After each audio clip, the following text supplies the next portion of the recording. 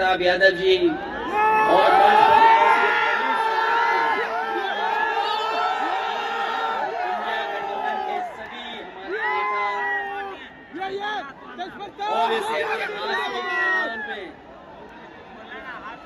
उपस्थित बिहार की महान जनता, पत्रकार साथियों, मैं सबसे पहले तेजस्वी जी को और उनके दल को बहुत बहुत बधाई देना चाहता हूं।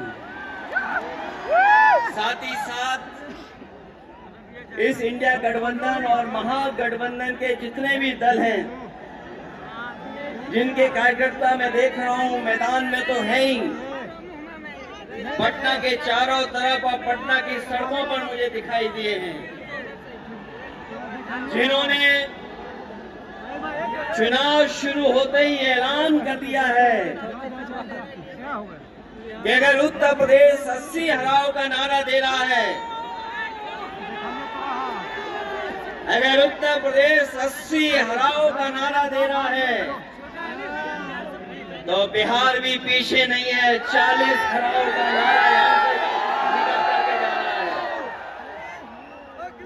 और अगर यूपी और बिहार मिलकर के 120 सीट हरा देंगे तो भारतीय जनता पार्टी का क्या होगा। मैं अभी सुन रहा था, हमारे कम्युनिस्ट पार्टी के नेता ये कह रहे थे कि समुद्र मंथन हुआ था कभी। समुद्र मंथन हमारे सभी लोगों को पता है।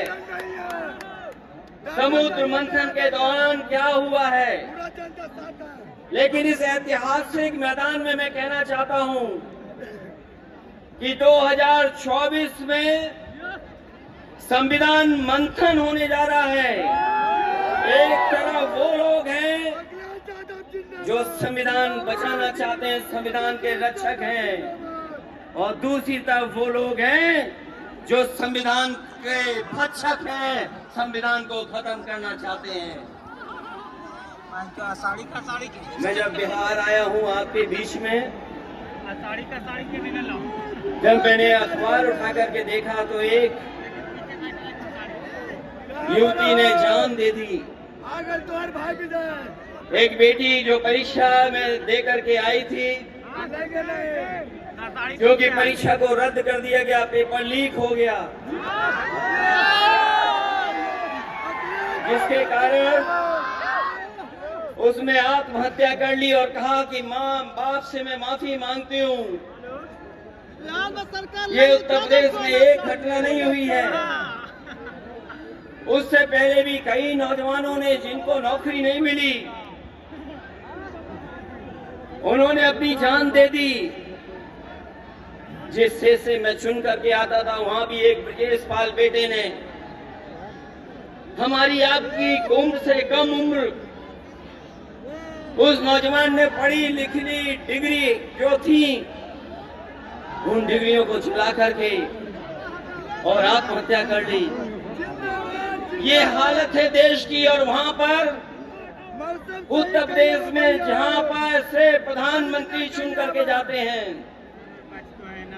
जनता ने भरोसा किया उन पर, उनको बहुमत दे दिया, लेकिन डबल इंजन की सरकार ने बेरोजगारी दी है।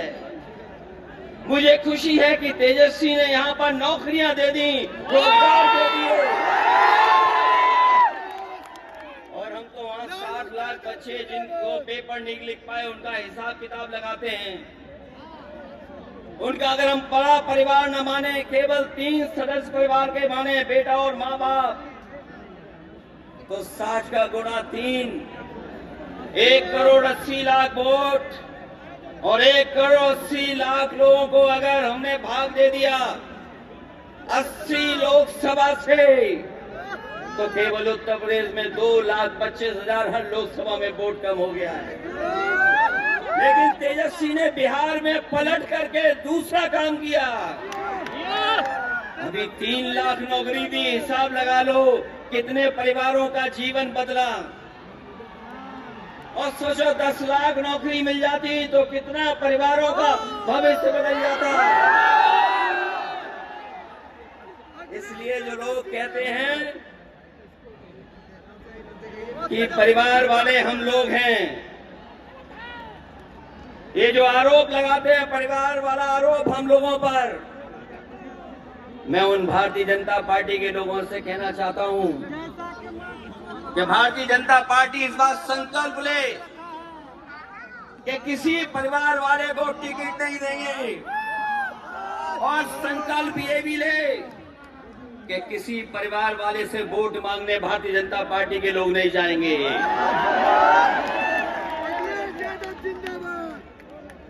मैं तो ये जोश देख रहा हूं यहाँ मैदान में,